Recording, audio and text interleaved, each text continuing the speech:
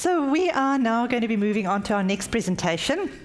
Data-driven decisions for a smarter future, workforce journey indicators and ConstrucTrend. That's being co-presented by two leaders with deep expertise and heart in this kaupapa. So first up is actually going to be George Makapatama, who's the Deputy Director here at ConCOVE.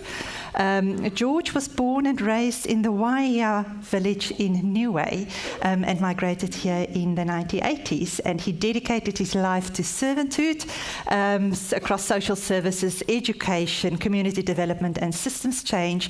And George, the floor is yours.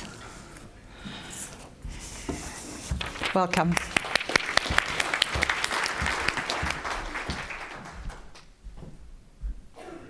I need to put a timer, because of those of you who know me, people when come up here, they usually get stressed and their time goes, I get too excited and I go all over the show. So I've got a timer, and plus Adam's waiting. So I'll put my timer up before I get started.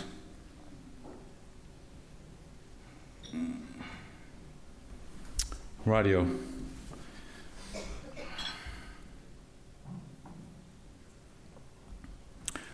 Kia ora koutou.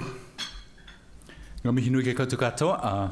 As said, ko George Makapatama hau, kai whakahaere tūrua o ConCOVE. And it's a privilege for me to be here with you all today to share in this very wonderful occasion.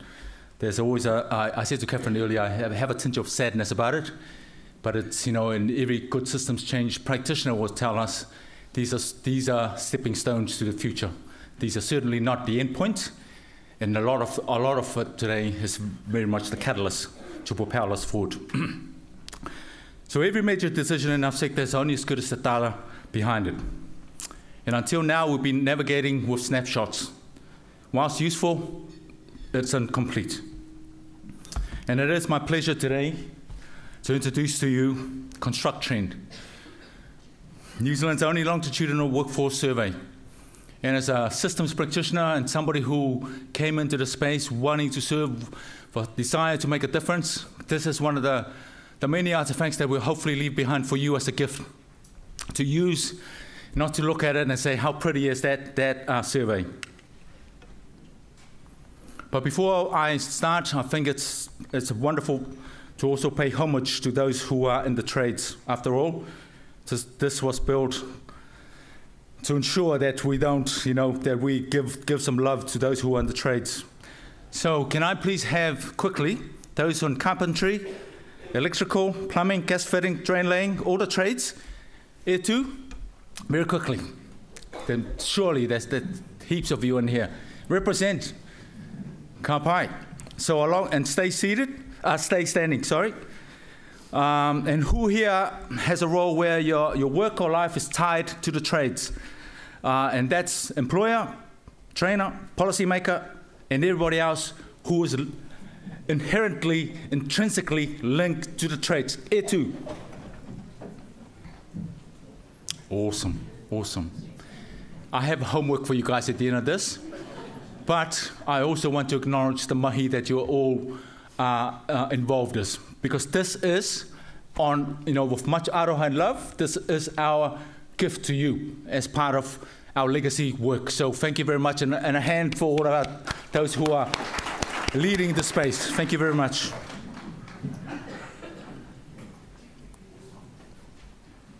So ConstrucTrend has been designed from the ground up to give the sector something we've never had before. A consistent, trusted way of tracking how skills and workforce needs are changing in the trades. This survey isn't just about data though. It reflects our systems thinking approach, capturing how the sector operates as an interconnected ecosystem.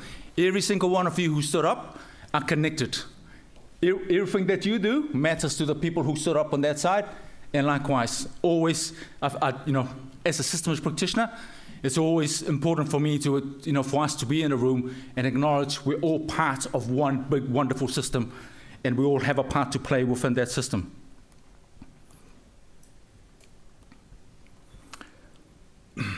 Every questions and perspectives and trend that we track contributes to a bigger picture. The trades ecosystem, from the tools on site to strategic workforce planning.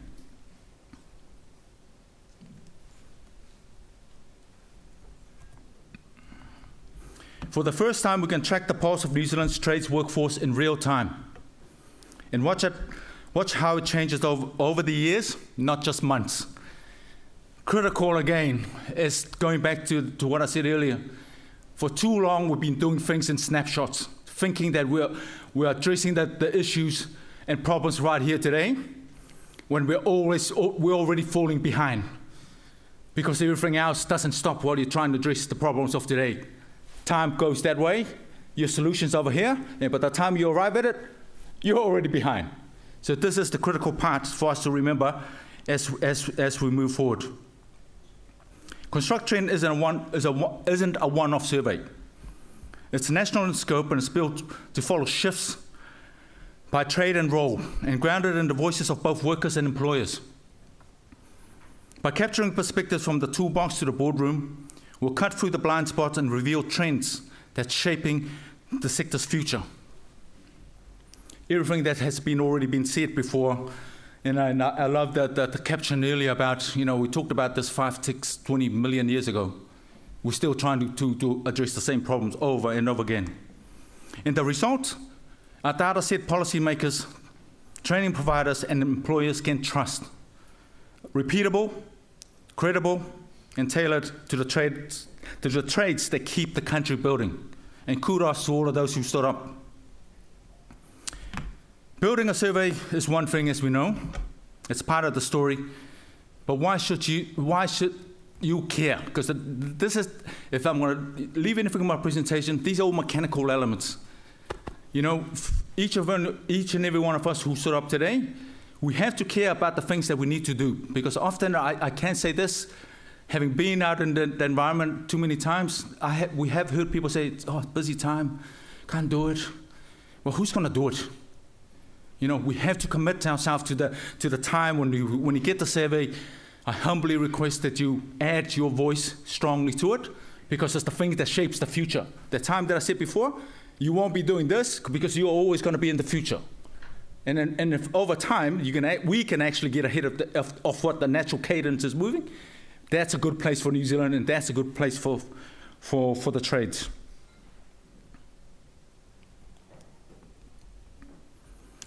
And like I said, why should you care?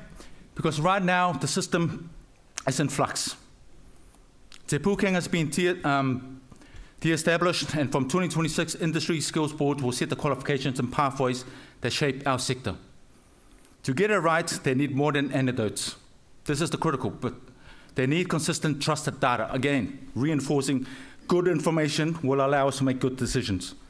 Change fatigue is real in the field, and we all want clarity at the end of the day. That's why we're here. That's why we've been going to places like this, because we all want, as much as possible, some sort of clarity on where are we going. And I believe ConstrucTrend will deliver this, showing where skills are growing, where gaps are widening, and where training needs to pivot. Without it, we risk designing qualifications and funding programs in the dark.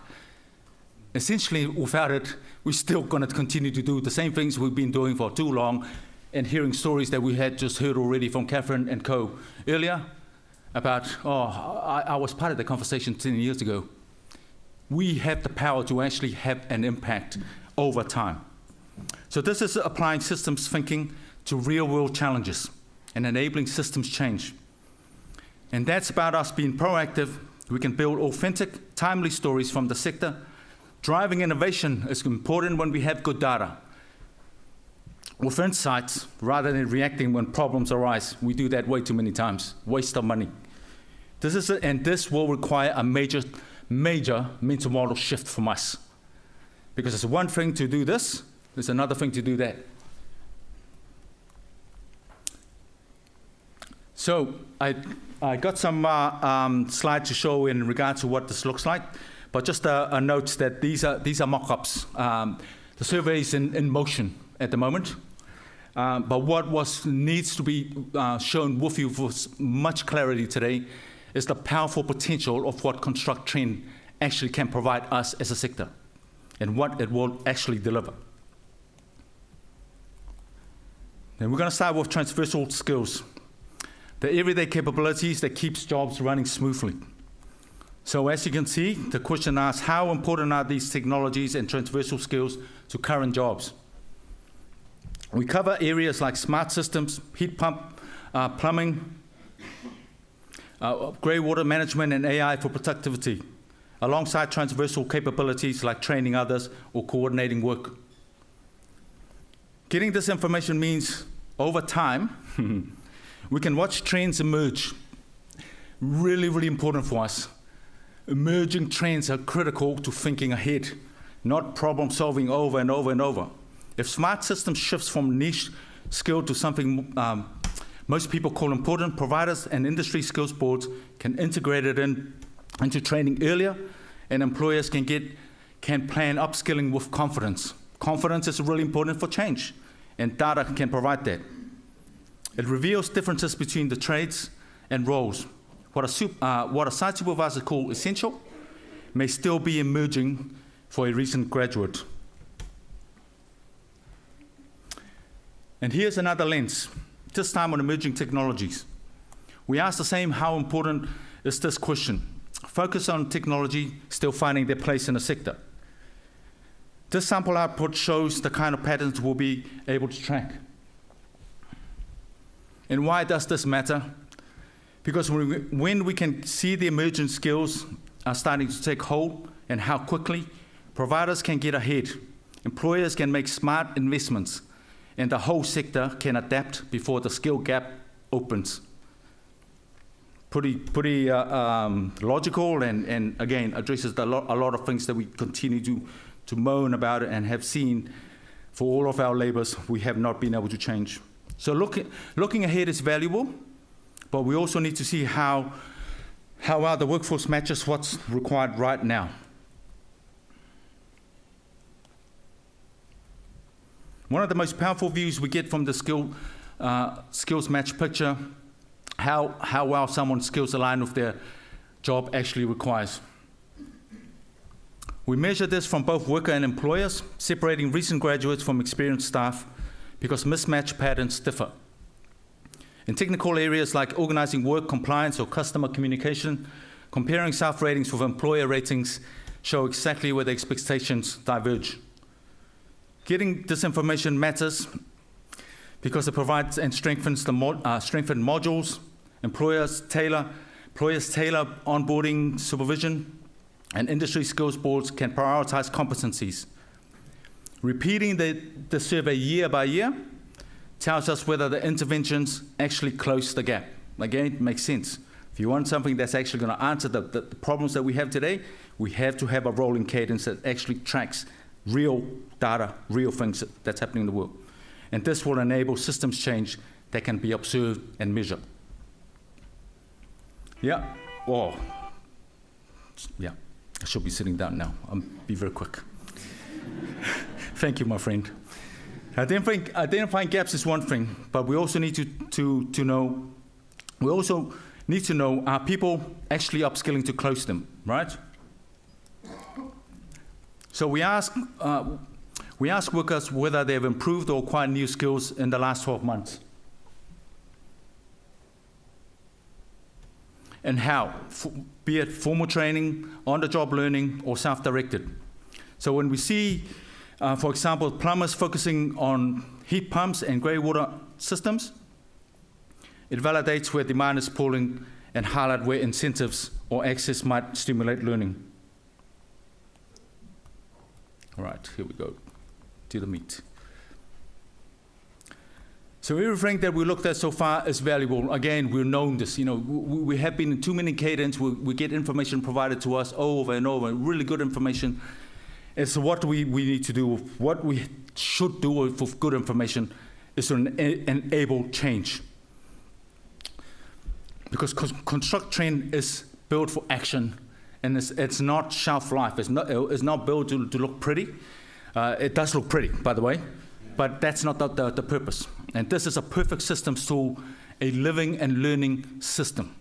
That's what it's creating for us. So we see three primary pathways for impact here. Designing qualifications, industry skills boards prioritize competency in step with real-world shifts. Adapting training delivery, providers adjust modules for skills training is essential, or strengthen weaker areas. Workforce planning, employers decide where to hire, train, or invest in supervision, mentoring, pastoral care. So because the data is longitudinal, ka pai, we can see whether these changes stick over time, again, over time. This is the tool that helps the sector learn, adapt, and evolve. So wrapping up, this is where we are at this current time. So the first wave wraps up by September, as you can see, and we will have at this stage, it gives us a baseline data set. And by December 2025, the open dashboard goes live, and so you can all explore the trend straight away. You can all see this in motion. And in January 2026, we will have a caretaker, somebody who will steward this path going forward. And we wish them a lot of love and a lot of luck in holding that most important space for all of us in the sector. So that homework that I had got everybody that did stand up, this speaks to you, every single one of you. Please take part and make your voice be heard and be known. This is not the time to say, oh, I've said it 20 years ago and nobody listened. Ka pai. I feel you. But you need to really help us shape what it actually looks like going forward. So share the link with everybody. Commit somebody in the organization to filter this out to the brothers and sisters and everybody who's not here, so they can also be active in making this change. And that's really what I came to do today. But to thank each and every one of you again for the servants, for all the servants that continue, and for the privilege that we've had, and I've certainly had, in coming into this wonderful space and trying to make a difference. Ngā mihi nui, kia ora koutou katoa.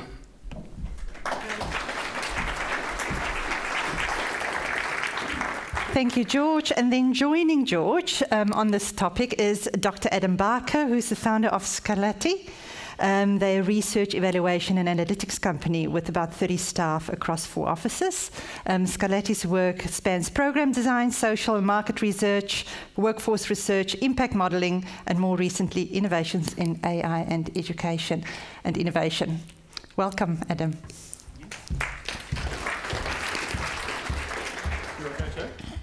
You'll be glad to know that I set my timer to start at the same time as George. So, and I volunteered earlier to swap with George so that I could be the one that could chop and change my presentation a little bit, because I had a little bit more modularity in there. That does mean that I'm probably going to chop and change a little bit as we go along, so just ask you to bear with me. And it was already a little bit of a chop and change presentation because I'm actually working on a different system, because I'm hoping to try and share some of the Workforce Journeys Indicator dashboard, which is on the net. So just to introduce that, we've worked with ConCOVE over the last couple of years developing this dashboard data tool. The most recent iteration of that has focused on health and safety data, particularly sort of ACC claims data. And so that's the focus of this brief presentation.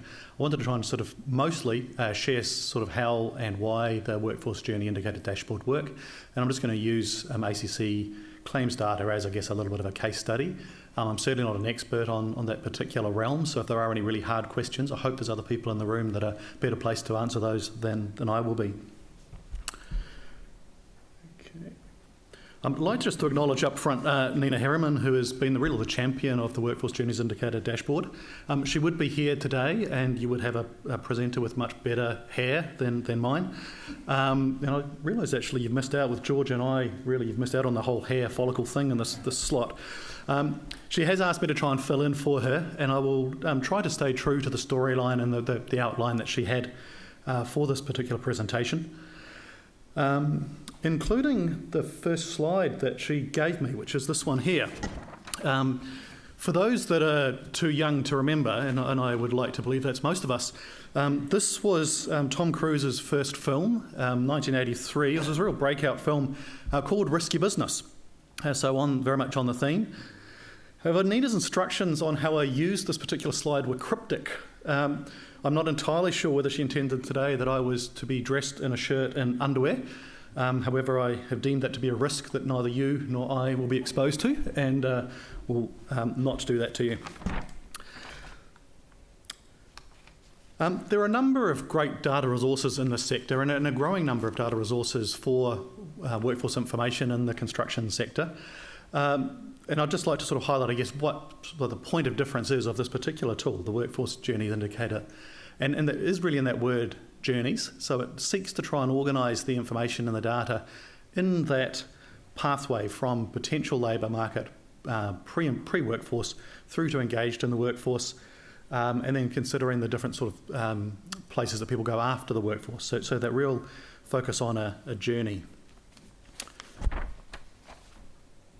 Just think in the interest of time I might jump over that, but just a couple of sort of facts and figures on sort of what actually sits in behind this. And I'm just going to try and use this to try and think about two different kind of research questions.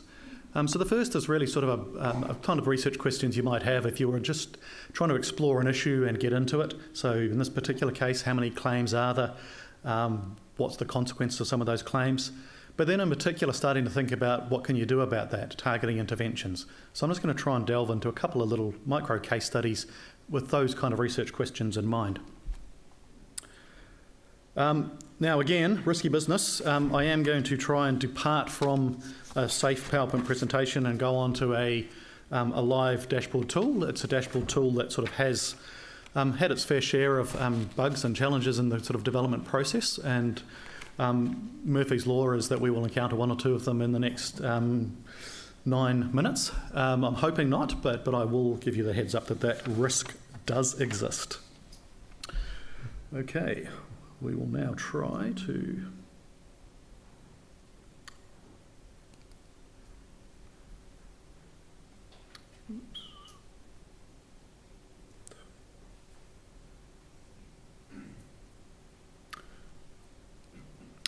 Okay, so this is the same screen that you'll be greeted with if you come into the dashboard. And I'm just going to try and step into the first screen, which is an... Oh, sorry, my mouse is doing funky things for me here.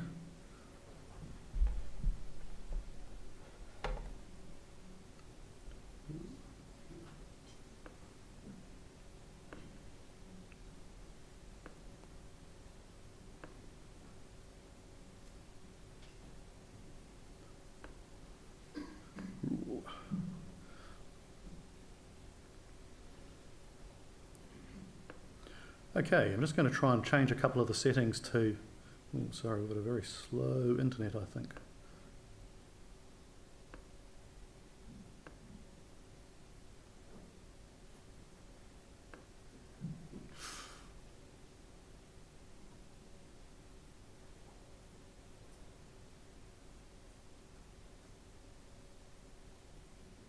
I told you what happened, eh? There we go.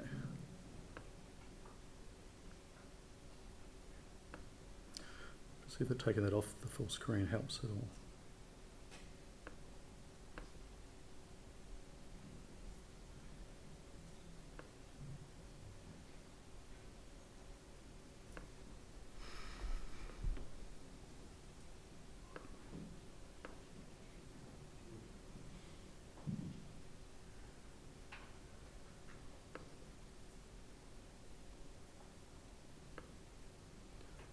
Seems to be going a little faster. Okay, so the way that this is designed to be used is essentially to try and sort of start with sort of a big picture and then try and drill down. So this is a quick look at the demographics of the overall construction and infrastructure workforce.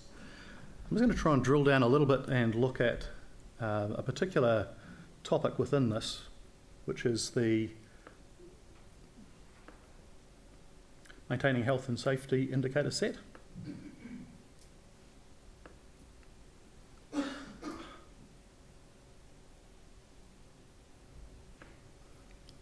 can promise you that that doesn't normally happen like this.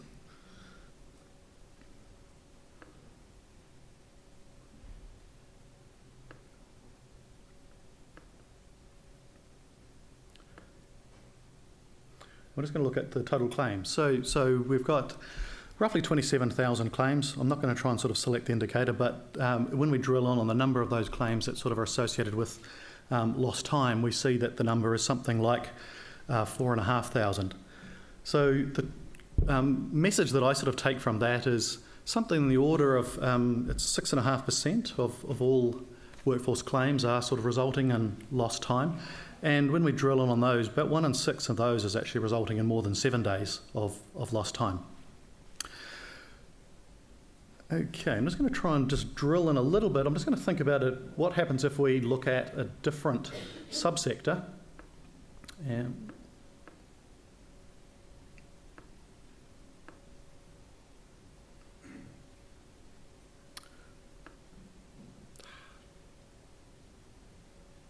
Sorry, I don't have a good answer for what to do about this one.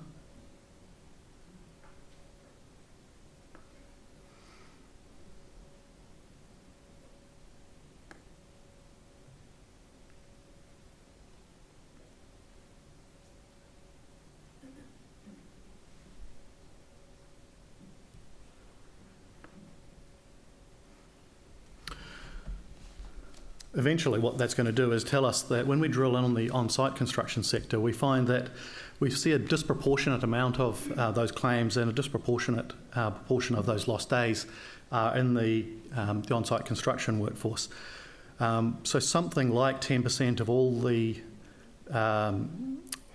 workforce claims sort of come from that particular sector, and it's something like 1/3 of the overall lost time claims come from on-site construction.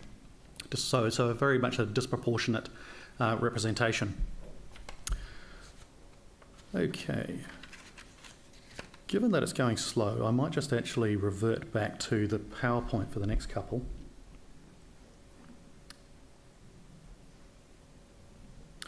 One of the things we drilled into was, again, the sort of that the median amount of lost time from construction claims. The answer there was 44 days, which I found a number to be staggeringly high. I sort of, I guess, perhaps being a little bit naive to the sort of the challenges around this area, sort of looked at 44 days as the number when it came up and sort of thought, how is it possible that there are that many days off? And I actually sort of, as I mentioned, we've had sort of plenty of development challenges in this work. I sort of thought, do I actually believe those numbers? And so we did go and sort of looking for that. And this particular chart I sort of, I guess, asked for as a result of going through the process of using the dashboard, finding a number which I thought was interesting and wanted to look a bit further. And so where are those, what's the distribution of those lost days? And you can see some what I think are pretty interesting patterns. The most interesting part of this for me is that big high spike on the right-hand side, sort of showing that a really significant fraction of claims are over 200 days. And you see some sort of other little interesting spikes there around exactly 7 days and exactly 1 month. So it seems remarkably convenient that injuries take exactly 7 days or exactly 30 days to come right, but obviously they do. Okay, right, respectful of time here, I'm just going to try and do one more crack at trying to get a slide to work. And I'm going to make a case indirectly for diversity in the workforce. Let me go back to the slide at the top.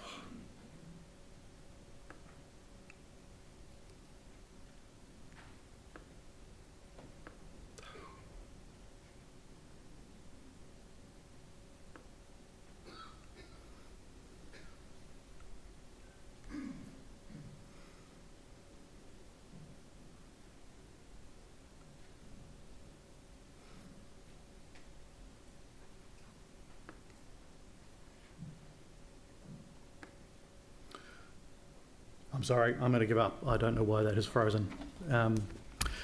What I was going to show you was a slide that talked about the proportion of women in the workforce, and when we see that, it's around 15%.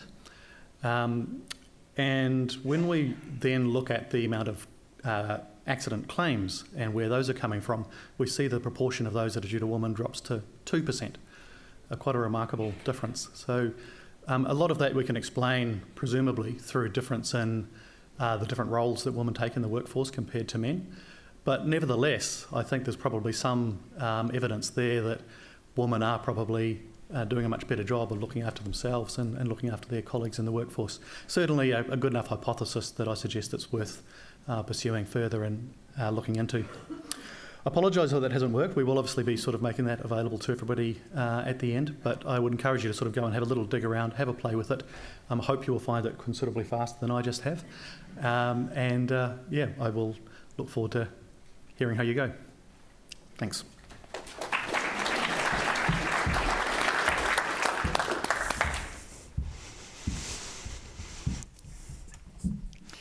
Kia ora. Thank you very, very much, George and Adam, for that presentation. Really interesting stuff, and I think interesting information and data that can come from that. I'm sure you would be available at some stage to just try over our networking sessions or lunch, just get back in the tool if people are interested. Yeah, do go and have a look at that. And loving the challenge around diversity in workplace, definitely something to be thinking about. I haven't seen any Slido questions. Are there any? Nothing that we can see. We can move on quickly. I just want to have a quick question back to both George and Adam around some of those root causes to some of those barriers. Will this tool look at some of those root causes to the barriers that people are facing in the workplace, or is this not built for that? Yeah, please. Yes, some of them. So the source data we've tried to sort of draw from a range of quite different sources. So a lot of it has come out of the integrated data infrastructure, but a lot of it has come out of different reports, different sources that have looked at a whole range of different issues, and what we've tried to do is pull those together. So some of those different data sources will support that, and will support sort of going and have an exploration of that. But I would sort of argue that perhaps the value of it for me most is to try and actually sort of form hypotheses and ask kind of sort of context-setting questions, and then that can sort of set you up in a sort of a space to go digging a little bit further. Cool stuff. Thank you. Big round of applause for Adam, and I've got something for you.